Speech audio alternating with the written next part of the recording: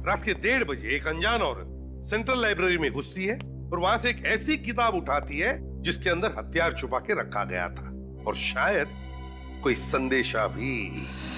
और उसी हथियार से उस अनजान औरत का खून हो जाता है। फिर कोई वो किताब चुरा लेता है, वो भी एक अनजान औरत। सर, मुझे ऐसा लगता है कि दोनों औरतों को वर्ल्ड एटलस की जरूरत होगी और बुक एक ही थी, इसलिए दोनों में झगड़ा हो गया। दूसरी वाली औरत ने पहली वाली को मार दिया और बुक ले ली। सर, रात के 1:30 बजे एटलस को लेकर दोनों औरतों के बीच में झगड़ा हुआ और एक ने दूसरे को मार दिया, केस खत्म, है ना? वाह। सर, अजीब बात यह है कि लाइब्रेरी से किताब चुराने के बाद वो औरत अपने ड्राइवर से कहती है कि वो उसे सिटी मार्केट लेकर जाए। सर, इतनी रात में सिटी मार्केट में ना तो कोई दुकान खुली होगी, ना ही कोई कॉफी शॉप। वही तो रजत, वही तो समझ में नहीं आ रहा है कि क्यों। सर, ऐसा भी तो हो सकता है कि वो औरत सिटी मार्केट के आसपास ही कहीं रहती हो। नहीं सूरज, अगर ऐसा होता तो वो अपने ड्राइवर से कहती कि हम घर ले चलो। सिटी मार्केट ही क्यों? सिटी मार्केट ही क्यों? उस औरत के बारे में क्या पता चला जिसका लाइब्रेरी में खून हुआ? सर, अभी तक तो कुछ पता नहीं चला है। सर, उसके लापता होने की भी किसी ने कंप्लेंट दर्ज नहीं करवाई है। हम लोग क्रिमिनल रिकॉर्ड चेक कर रहे हैं। सर ये स्केच बन गया। सर, यही वो अनजान औरत है जो बुक लेकर भागी थी। सर, इस औरत को मैंने किसी न्यूज में देखा था सर। न्यूज में?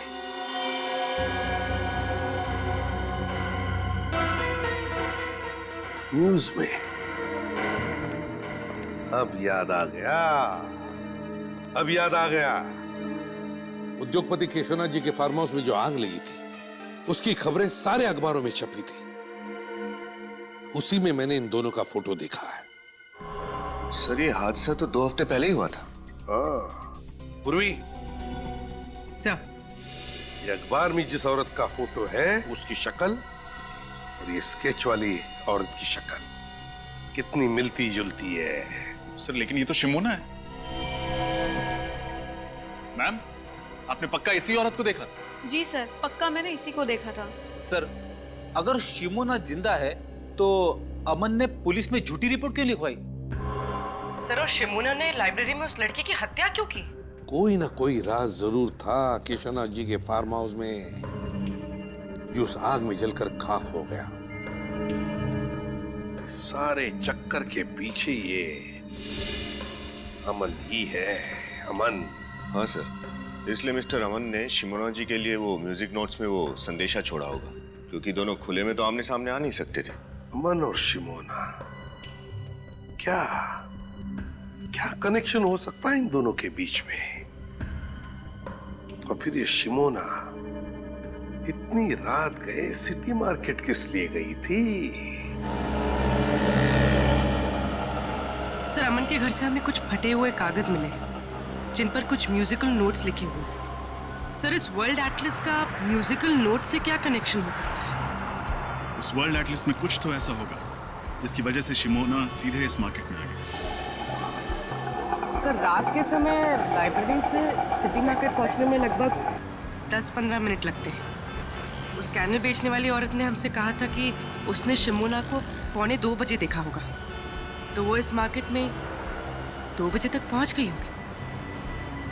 हाँ, लेकिन उस समय तो मार्केट बिल्कुल सुनसान रहा। मुझे नहीं लगता कि किसी ने शिमोना को या उसकी गाड़ी को देखा होगा। फिर भी ट्राई करते हैं, हो सकता है किसी ने कुछ देखा हो। तुम इस तरफ पूछो, मैं उस तरफ के दुकानदारों से पूछता हूँ।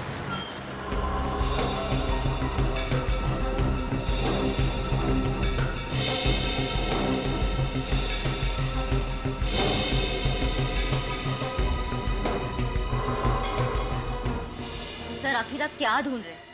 हम कह रहे हैं ना कि अमन सर ने कोई गैर कानूनी काम नहीं किया है।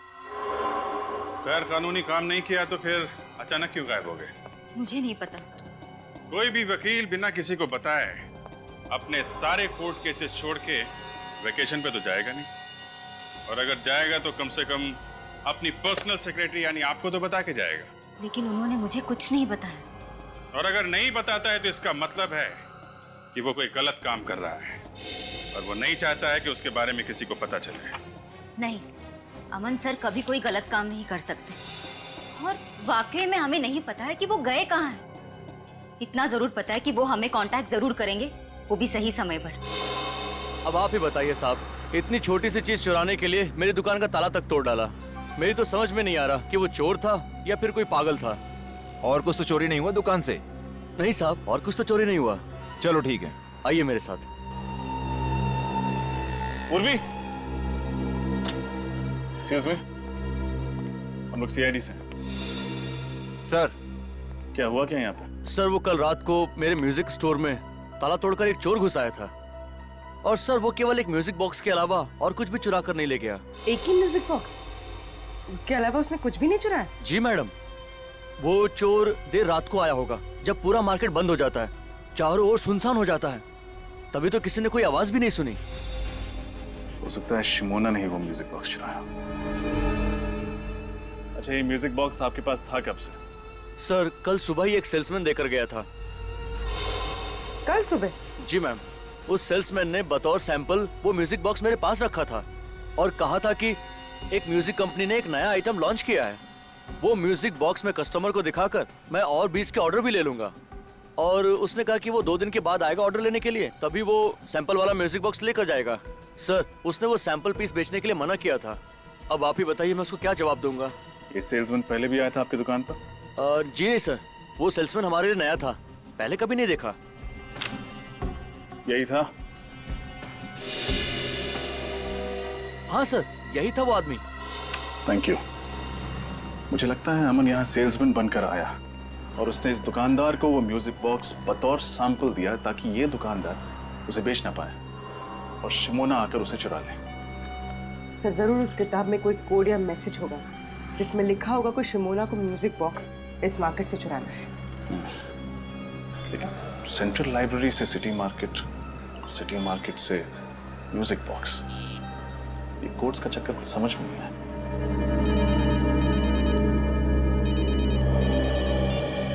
हाँ सचिन, क्या? ठीक है। क्या हुआ सर? कल रात इस शहर के 2 और म्यूजिक स्टोर से ऐसे ही म्यूजिक बॉक्सेस चुराए गए। अमन जी का और शहर के जाने माने स्टील बैरन मिस्टर केशवनाथ, इनके बीच क्या रिश्ता था? सर मिस्टर केशवनाथ अमन सर के क्लाइंट थे और वो अक्सर हमारे ऑफिस में आया करते थे। अमन सर मिस्टर केशवनाथ का लीगल काम संभाल रहे थे जो गुप्त रखा गया था। जी सर, और इसी सिलसिले में एक दिन उनकी बेटी मीनार भी हमारे ऑफिस में आई थी सर। मीनार तुम? मैम हम लोग यहाँ पे कुछ इंपॉर्टेंट काम कर रहे हैं, प्लीज आप बाहर जाइए। तुम चुप करो और निकलो यहाँ से। और तुम अमन, अगर मेरे पापा को बहकाना बंद नहीं किया ना तो इसका नतीजा बहुत बुरा होगा। मैम ये आप क्या कर रही हैं? पागल हो गई है क्या आप? मिस्टर अमर केशवनाथ जी का ऐसा कौन सा गुप्त काम संभाल रहे थे जिसकी वजह से मिसेस मीनार को उन्हें जान से मारने की धमकी देनी पड़ी? सर हमें वाकई में कुछ नहीं पता क्योंकि अमन सर मिस्टर केशवनाथ का काम खुद संभालते थे। हाँ सर, और इस केस के बारे में उन्होंने मुझे भी कुछ नहीं बताया सर। सर। हाँ बेटी। सर केशवनाथ जी के कोई भी लीगल पेपर्स इस ऑफिस में नहीं है, मगर सर ये मिसेस मीनार को अमन पे इतना गुस्सा क्यों आया? और सर ये अमन फार्म हाउस में लगी आग के सिर्फ एक गवाह थे या वो जानते थे कि आग लगने से पहले वहां क्या हुआ था? ये तो केशवनाथ जी के फार्म हाउस पे जाके ही पता चलेगा। जरा मिसेस मीनार को भी वहां बुलवाओ।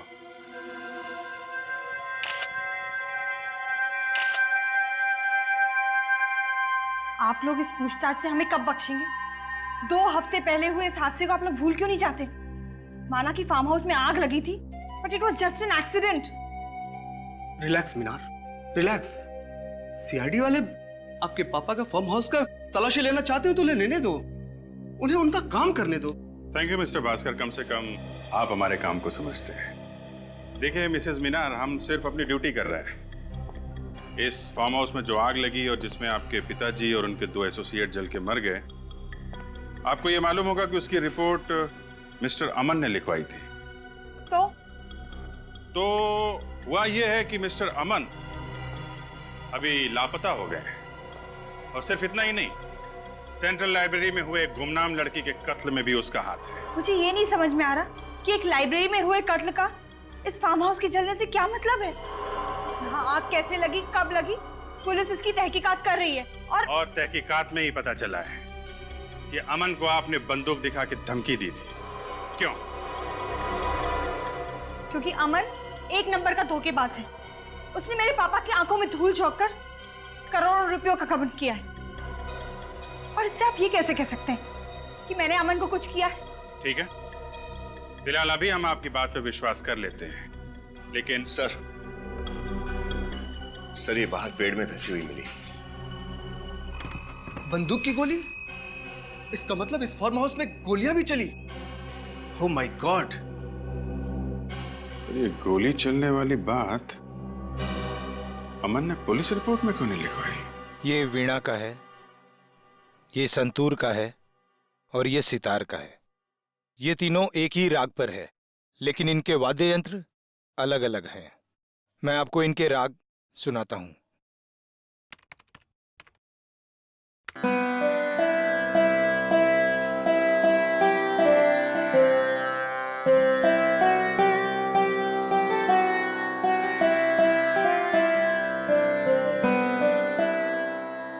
ये वीणा था। अब आप संतूर सुनिए।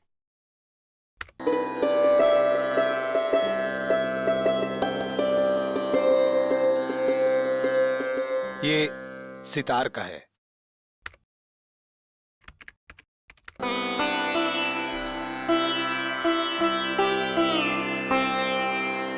कहीं इन नोट्स में कुछ छुपा हुआ संदेश तो नहीं है, कोई हिडन मैसेज? नहीं नहीं, ये तो शुद्ध संगीत है। अब आपके वक्त और आपकी मदद के लिए शुक्रिया। नमस्कार।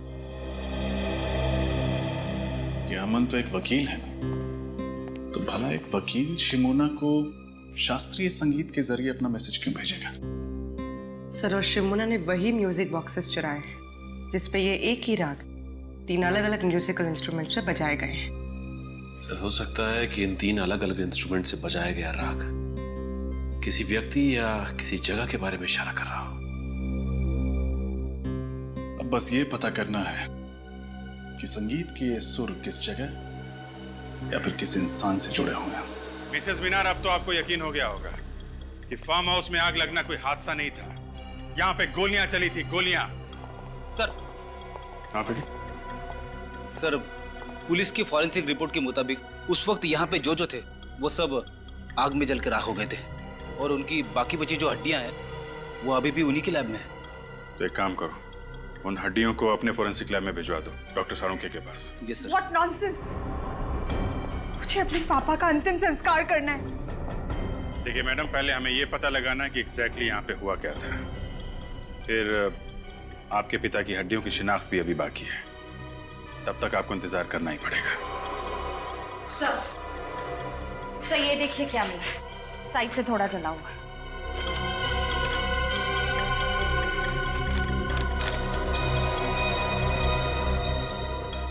DNA print. हड्डियां तो बुरी तरह जल गई हैं।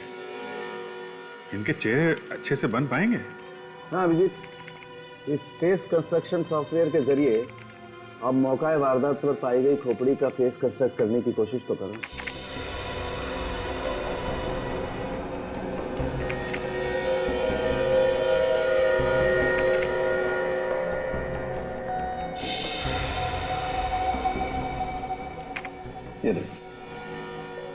इसमें कोई भी केशवनाथ जी या शिमोना जैसा नहीं दिखता, लेकिन ये तो प्रणय है। यानी कि प्रणय वाकई में उस रात जल के मर गया था? नहीं फ्रेडी, प्रणय की मौत गोली लगने की वजह से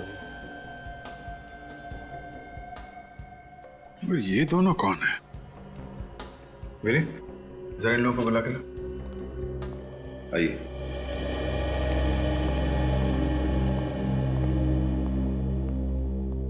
जरा इन 2 चेहरों को देखिए, इनको पहचानते हैं आप लोग? कभी ये देखा है? इनमें से हम किसी को नहीं जानते। हमें क्या पता कौन है ये लोग? सर, आपका शक सही निकला। घटनास्थल से लाई गई सारी हड्डियों का डीएनए टेस्ट मिल गया। किसी का भी डीएनए मिसेस मीनार के डीएनए से नहीं मिलता। यानी वाकई में केशवनाथ जी जिंदा है? पर मेरे पापा हैं कहाँ? उन्होंने अब तक फोन क्यों नहीं किया? हम लोग जल्दी पता लगा लेंगे, अभी आप लोग जा सकते हैं। अच्छा तारिका, वो फार्म हाउस पे जो डीएनए की रिपोर्ट मिली थी उसका क्या हुआ? ये डीएनए प्रिंट एक 25 से 30 साल की औरत का है जिसका केशव नाथ जी के साथ जेनेटिक लिंक है। और एक बात सर, ये औरत को एक बहुत ही असामान्य बीमारी है, एक्वाजेनिक प्लूराइटिस। ये बीमारी है क्या? यह एक बहुत ही रेयर जेनेटिक डिसऑर्डर है।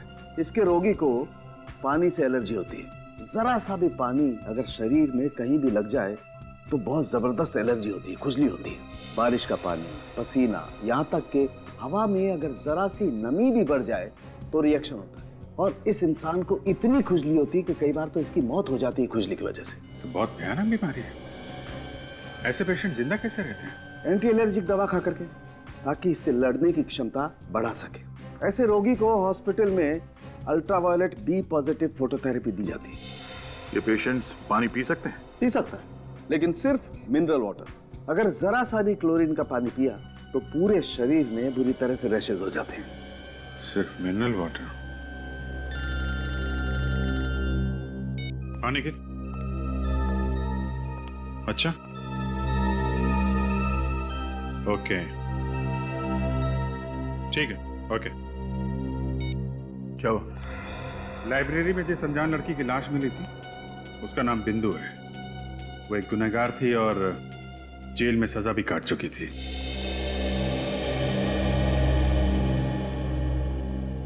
सीआईडी मुंबई टीम से आपसे सुबह फोन पे बात हुई थी। यस सर, बैठिए ना। जी नहीं, इट्स ओके।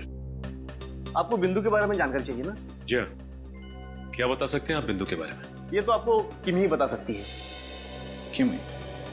कौन किमी? किमी और बिंदु दोनों एक ही सेल में थी और दोनों एक ही दिन रिहा हो गए।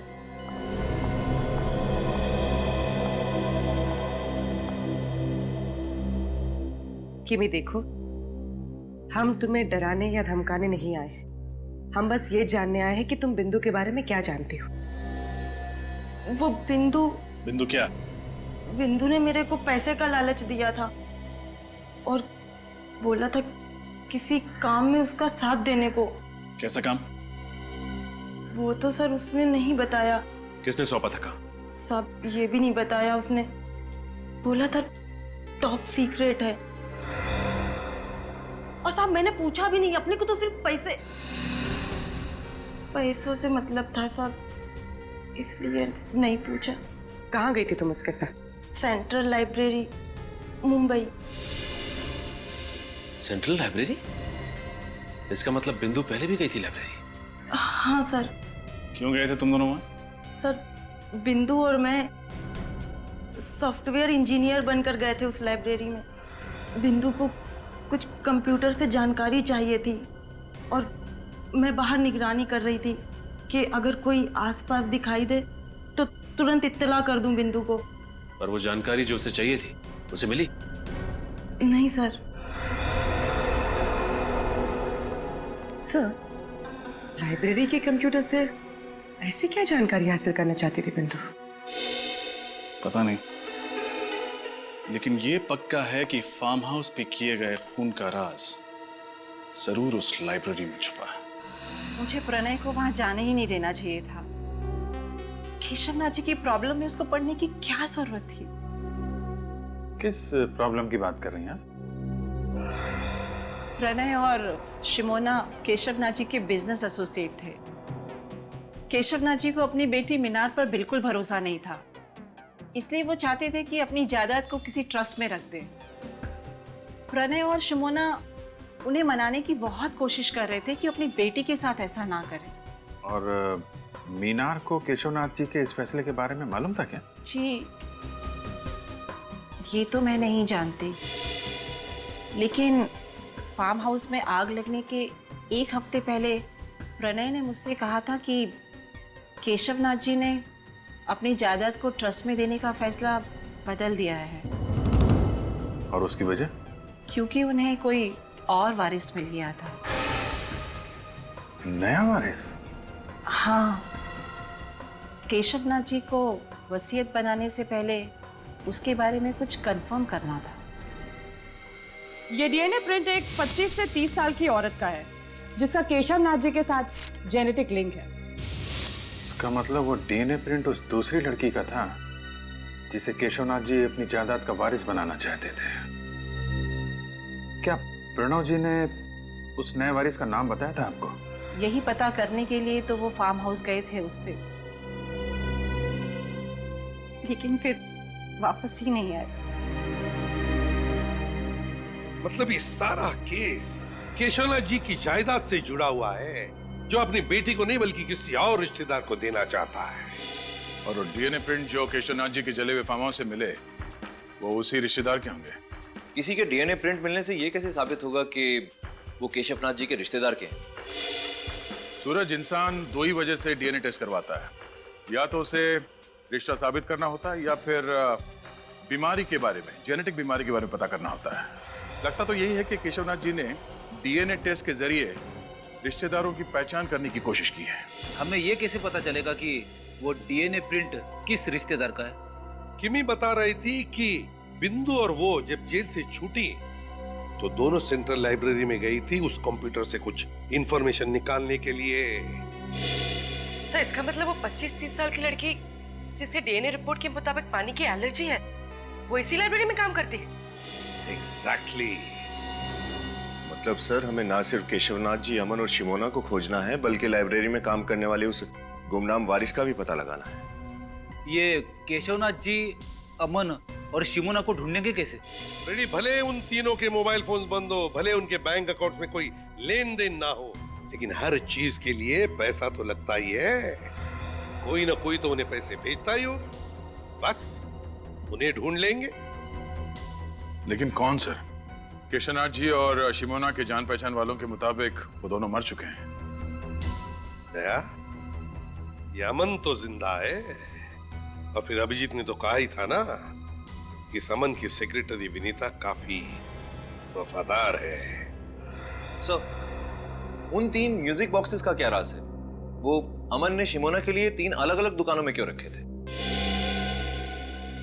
अमन को पता था कि कोई उसका पीछा कर रहा है, इसीलिए वो तीनों म्यूजिक बॉक्सेस में शिमोना के लिए संदेश भेजता था। दया, लेकिन पता लगाना पड़ेगा इस केशवनाथ जी का म्यूजिक से क्या संबंध है। और एक काम, इस अमन की सेक्रेटरी विनीता पर नजर रखो, विनीता पर नजर रखो।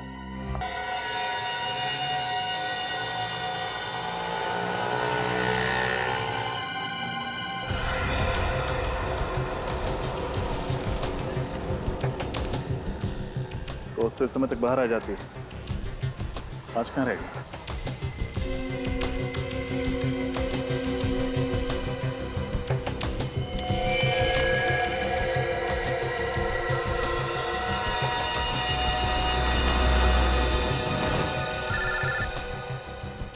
सर, ये पैदल ही आई है, शायद ऑटो का वेट करे। अच्छा,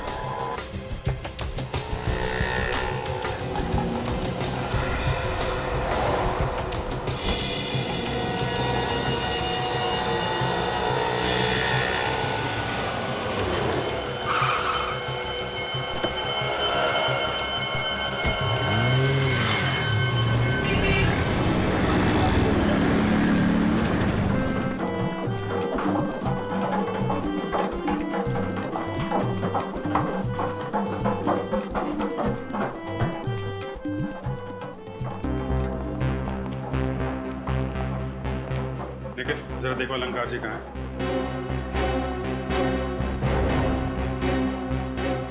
अरे भाई, वो संतूर का क्या हुआ? अलंकार जी। जी? अलंकार जी, हम सीआईडी से हैं और आपसे कुछ पूछताछ करना चाहते हैं। जी पूछिए। इस म्यूजिकल स्कूल को बनाने वाले केशवनाथ जी के फार्म हाउस में जिस दिन आग लगी, उस दिन वो आपसे 2 बार मिलने आए थे, क्या ये सच है?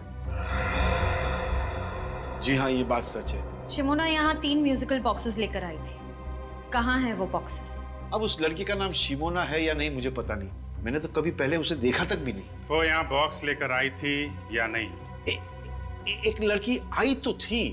केशवनाथ जी और अमन के कहने के मुताबिक मैंने वो बॉक्सेस लेके चेक करके अपने पास रख ली। हमें वो बॉक्स चेक करना है।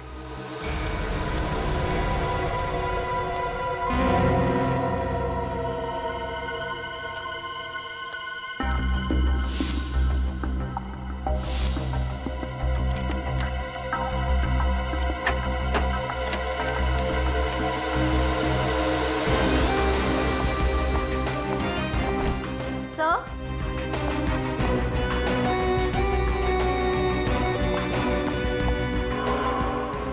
सर, सर, सर,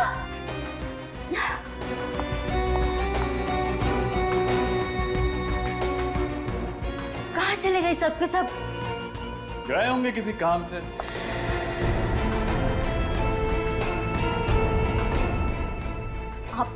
आप लोग यहाँ? जी हाँ, हम लोग यहाँ क्योंकि हमारा तो काम ही है गुनहगारों को पकड़ना। लेकिन मैं गुनहगार नहीं हूँ। मैं सच में गुनहगार नहीं हूँ। कुछ नहीं किया है मैंने। गोली मत चलाना please.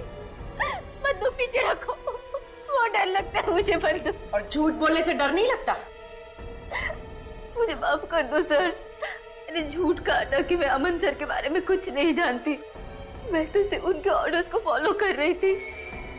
Aman sir, mister Keshavnath और शिमोना मैडम यही छुपे हुए थे।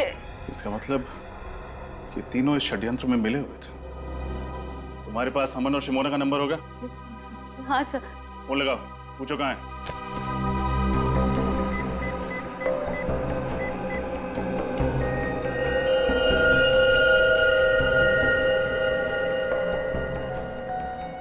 अमन सर का फोन स्विच ऑफ है। शिमोना का नंबर ट्राई करो।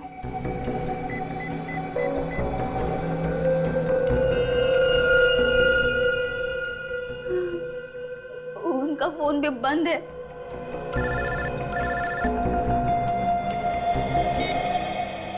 Yes sir. क्या? तो इस वजह से अमन, शिमोना और केशवनाथ को यहां से गायब किया गया है? सर हम लोग आ रहे हैं। क्यों सर? कुछ नहीं सचिन, केस खत्म करने का टाइम आ गया। नैना, उनको भी बुलाकर ले आओ। दोनों नई ट्रेनीज हैं, उनको अच्छा लगेगा। हाँ, लंच टाइम हो गया है, भूख तो लगी होगी। बिल्कुल।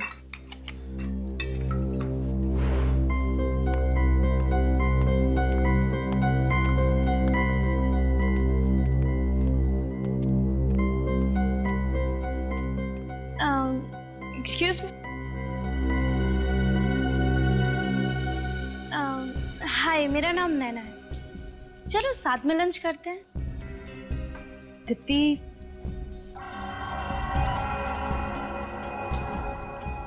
लंच के लिए बुला रहे हैं।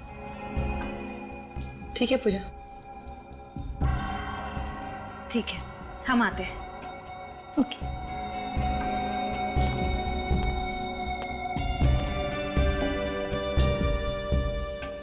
ये लाइब्रेरी बहुत बड़ी है, एक्स्ट्रा स्टाफ की ज़रूरत नहीं थी, फिर भी ट्रस्ट वालों ने तुम दोनों को यहाँ पर जॉब दी। अच्छी बात है। लेकिन हम लोग तो यहाँ बस कुछ ही दिनों के लिए हैं ट्रेनिंग पर। वैसे लाइब्रेरी में इतने ही स्टाफ मेंबर्स हैं या और कोई भी है? नहीं तो हम ही सब हैं, काम मैनेज हो जाता है। अब थैंक्स, मैं बाहर का पानी नहीं पीती, मैं अपना पानी खुद कैरी करके चलती हूँ। क्यों? आपका पानी हमारे पानी से अलग है क्या? हाँ, ये पानी घर से लेके आती है, इसे बाहर के पानी से एलर्जी है। पानी से एलर्जी? कहीं आप मजाक तो नहीं कर रही? वो मजाक नहीं कर रहे, सच्ची बोल रही है। एक्चुअली क्या है, मैं अगर क्लोरीन का बाहर का पानी पीऊं तो उससे मेरी मौत भी हो सकती है।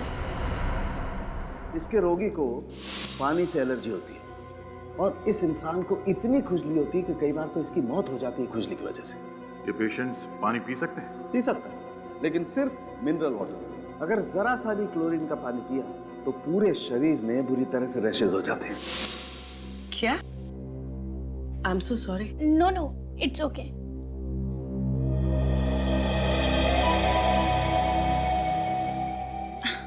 अरे मैं तो भूल ही गई। एवरीबडी एक्सक्यूज मी, मैं अभी आई।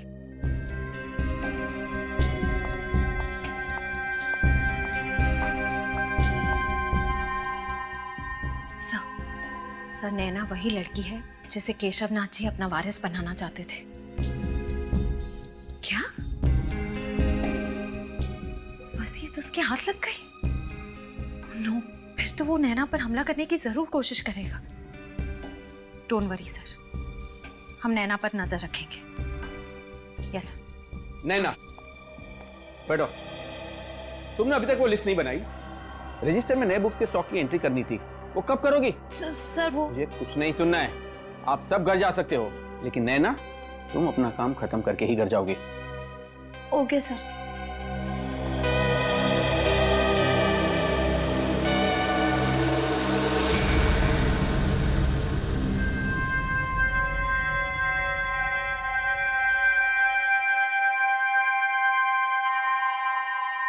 उफ,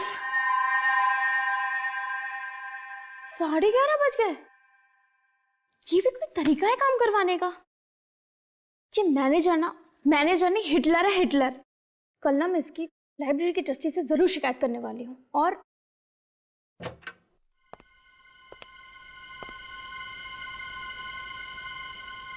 कौन है? सिक्योरिटी, सिक्योरिटी, कौन है? कौन है? कौन है वहां?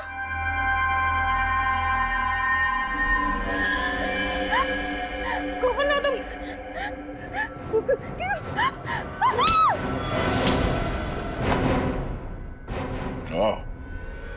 तुम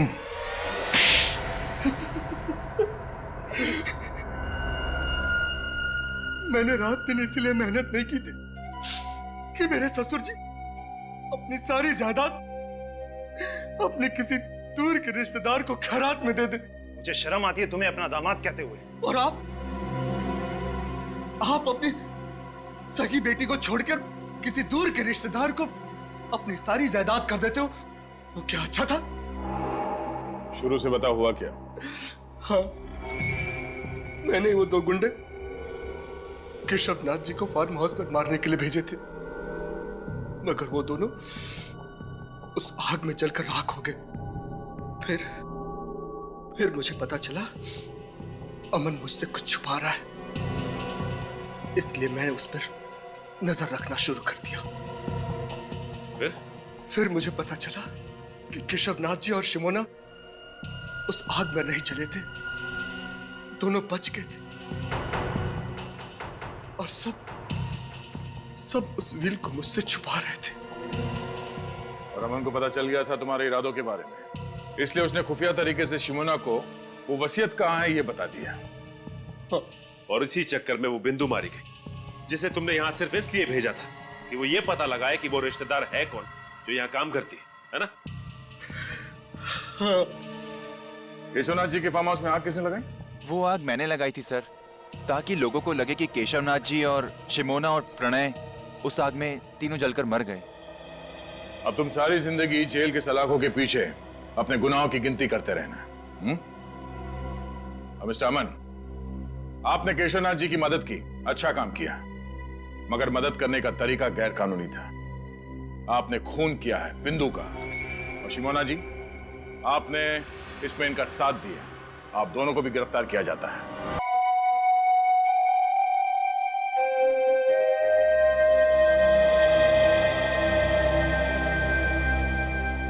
केशव जी, आप जो कर रहे हैं ना, मुझे नहीं लगता आप सही कर रहे हैं।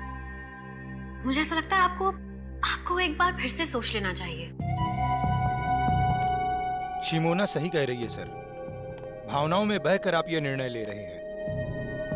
बिल्कुल सर, और हम तो आपके शुभचिंतक हैं, आपको सिर्फ इसके परिणाम से वाकिफ करा रहे हैं।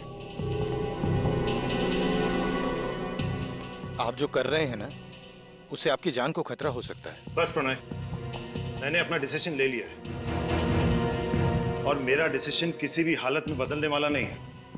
मुझे किसी से डर नहीं। आने दो उसको, फिर देखते हैं। अमन, बोलो कि कोई अच्छी खबर लाए हो। अच्छी खबर ही लाया हूं। आप जो सोच रहे थे वही सही है। ये देखिए।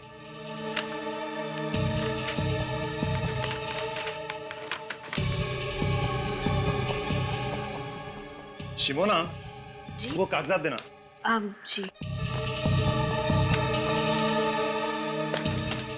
पेन।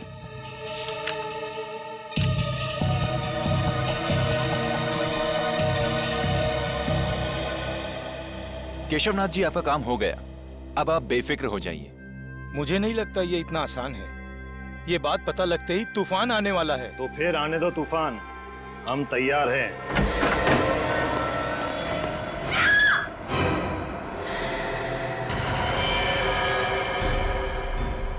तुम्हें चेतावनी दी गई थी मिस्टर केशव, और चेतावनी सिर्फ एक बार दी जाती है, अगली बार तो सिर्फ गोली।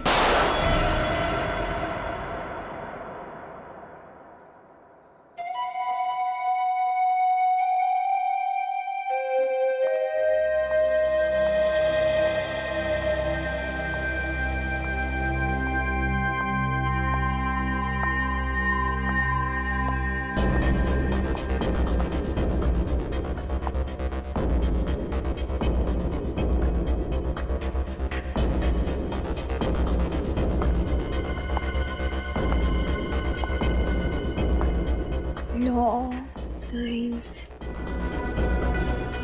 all books, shelf number 2.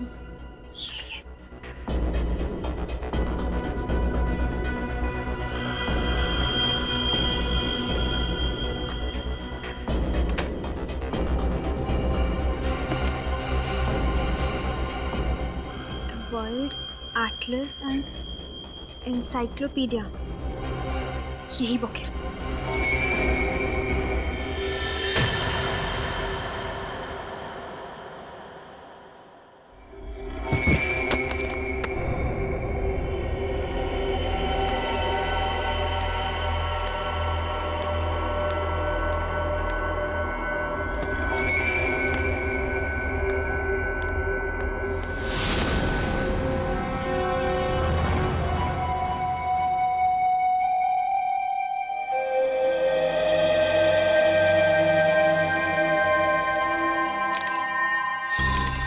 इसके गले में छेद है, किसी नुकीली चीज से वार किया गया है और शायद उसी वजह से इसकी मौत हो गई। लेकिन सर, हमें तो ऐसी कोई चीज मिली नहीं यहाँ से। हो सकता है खूनी अपने साथ ले गया।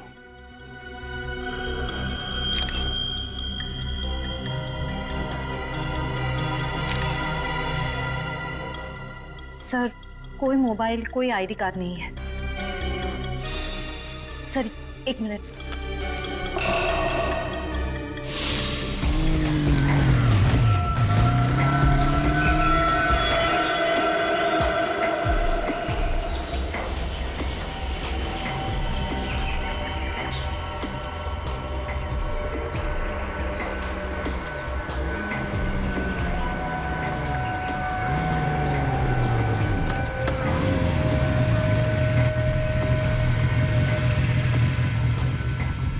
क्या करना है मुझे?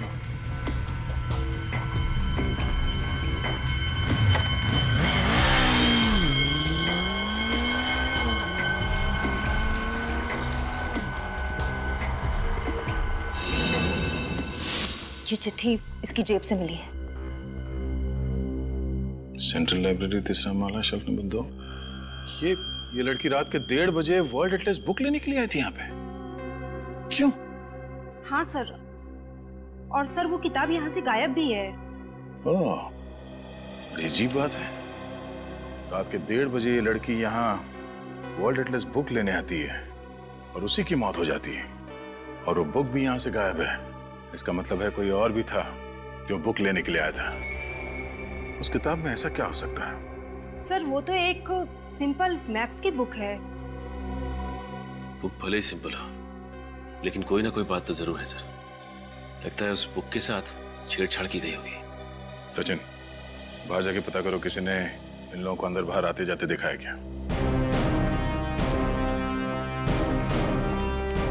ये वर्ल्ड एटलस बुक आखिरी बार कौन लेके गया था? सर, एक मिनट।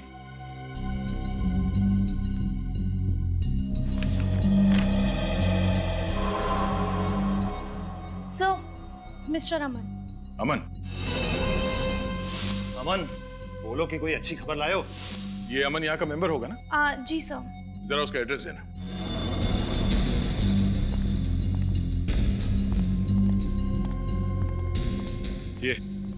ये पीछे का गेट तो हमेशा बंद रहता है। अगर वो लड़की यहाँ से आई है इस तरफ से,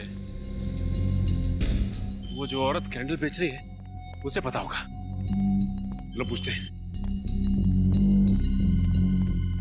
एक्सक्यूज मी। 10 का एक कैंडल है सर, कितने कैंडल्स दूं? देखिए हम लोग कैंडल लेने नहीं आए, आपसे कुछ पूछना था। आप यहाँ पर कब से हैं? जी मैं शाम से लेके सुबह तक यहाँ बैठती हूँ, कैंडल बेचती हूँ। यहाँ पास में चर्च है, यहाँ देर रात तक लोग कैंडल जलाने आते हैं। क्यों, क्या हुआ मैम? देखिए ये सामने जो लाइब्रेरी है ना, वहाँ पे एक खून हो गया। मुझे लगा ही था उस लाइब्रेरी में कुछ तो गड़बड़ हुआ है। अच्छा, आपको ऐसा क्यों लगा कि लाइब्रेरी में कुछ गड़बड़ है? सर वो कुछ देर पहले। राजू, गाड़ी निकाल जल्दी। मैडम 10 रुपए का एक कैंडल है, प्लीज ले लीजिए मैम। शिमोना, वो कागजात देना। जी मुझे नहीं चाहिए मैम। कहा ना नहीं चाहिए ma'am please. Driver city market जल्दी।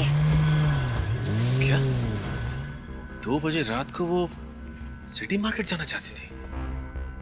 आपने ठीक से सुना था? जी हाँ, मैंने बराबर सुना था। आपने उसका चेहरा तो देखा होगा ना? जी हाँ, मुझे याद है। मिस्टर अमन का यही घर है? जी हाँ। और ये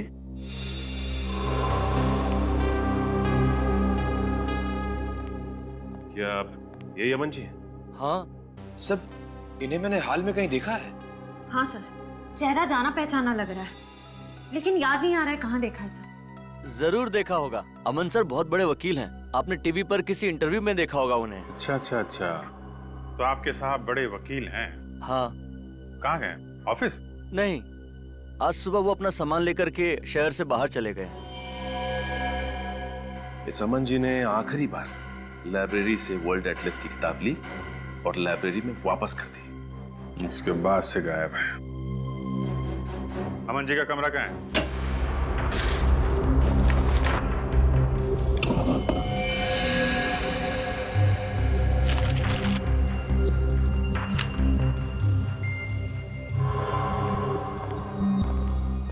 सर अलग अलग देशों के कटे हुए नक्शे मिले हैं।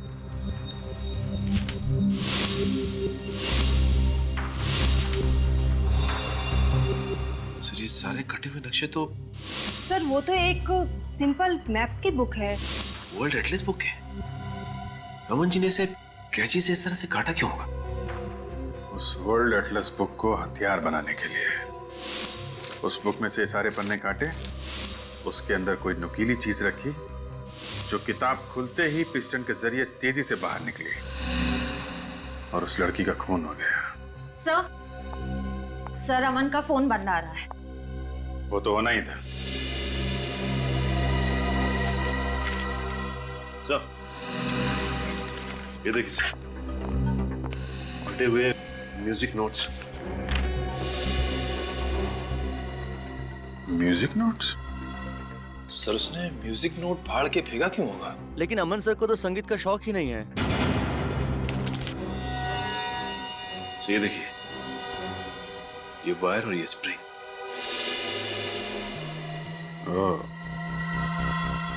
मिस्टर अमन का लाइब्रेरी से वर्ल्ड एटलस बुक का लाना, उसके पन्नों के साथ छेड़छाड़ करना और वापस बुक लाइब्रेरी में रख देना। उसके बाद एक लड़की का लाइब्रेरी में से उसी बुक को लेना और उस बुक से उसका खून हो जाना और मिस्टर अमन का गायब हो जाना। ये कोई इत्तेफाक नहीं है, साजिश है, साजिश। सोची समझी साजिश।